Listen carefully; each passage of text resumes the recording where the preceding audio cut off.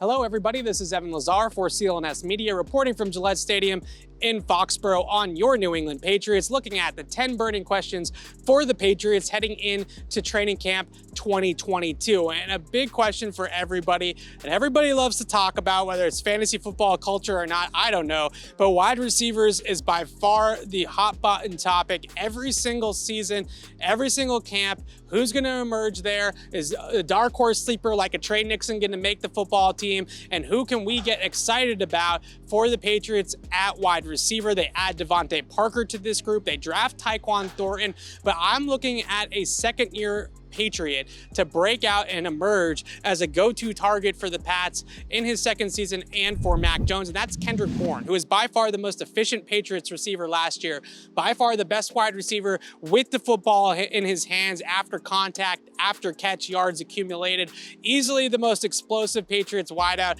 they had last season. And when Josh McDaniels would talk about Kendrick Bourne, he would say that he moves at a different pace. It's just a different energy when he gets the football in his hands compared to the rest of the Patriots wideout. So last season, it was Jakobi Meyers in the slot, eating up a ton of targets, by far and away the most targeted Patriots receiver a year ago. But I think the Patriots are going to try to get some more explosion, some more speed on the field this season, and really use that slot to develop some more big plays down the field, not necessarily all on 20-plus yard throws, but also after the catch. And that's a role or just a phase of the game that Kendrick Bourne is a little bit better at than Jakobi Meyers, and can kind of get some more yards after contact and create some more big plays with the football in his hands. So I like Kendrick Bourne to emerge out of this group. I also like DeVante Parker to play a ton in his first season with the Patriots. Back in 2019, Parker, Pro Bowl talent, 1,000-yard season, huge year for the Miami Dolphins. He's dealt with some injuries on and off throughout his career, but most of those injuries have been soft tissue stuff, hamstrings, quads,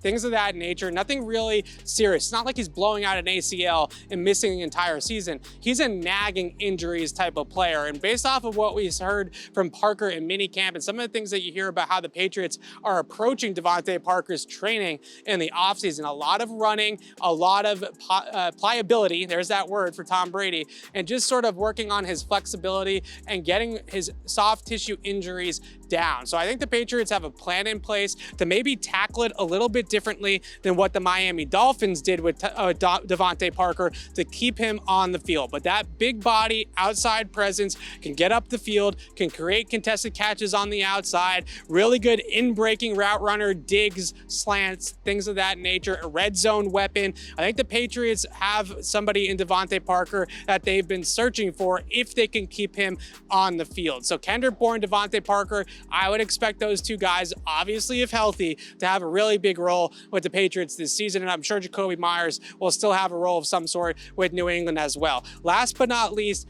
will Trey Nixon make the team? The real question is those at-large spots for the Patriots roster that we talk about on the podcast all the time. Does Trey Nixon have enough four-down value to make himself a sixth receiver on this roster, or is he so good in training camp and in the preseason that he makes, along with Tyquan Thornton, Nelson Agholor expendable? This isn't a N'Keal Harry conversation. That ship has sailed. This is really more about Agholor and his role with the Patriots this season. If Thornton and Nixon can show that they can really take on the responsibilities that Nelson Agholor had last season, then maybe the Patriots move on from Agholor at the end of camp and open up a roster spot for Trey Nixon that way. But I think the bigger question is, can Trey Nixon evolve as a fourth down player, whether it's covering kicks, returning kicks, just having a role somewhat on fourth down, I think would really behoove him and give him an opportunity to make the roster and maybe even be active on game day. So it's not just about playing receiver for Trey Nixon. If you're going to be the fifth or the sixth receiver on the depth chart and one of the last guys to make the team, you better contribute in the kicking game. So there you have it. That's the outlook for the Patriots at wide receiver. Which wide receiver will emerge out of a group that's really deep but doesn't necessarily have an alpha or a top dog? That's going to be an interesting question to see who Mac Jones develops a chemistry with and becomes his go-to target. You can check out the rest of our videos right here on Patriots Press Pass and on CLNSmedia.com. I'm Evan Lazar. Thanks for watching, everybody. See you next time.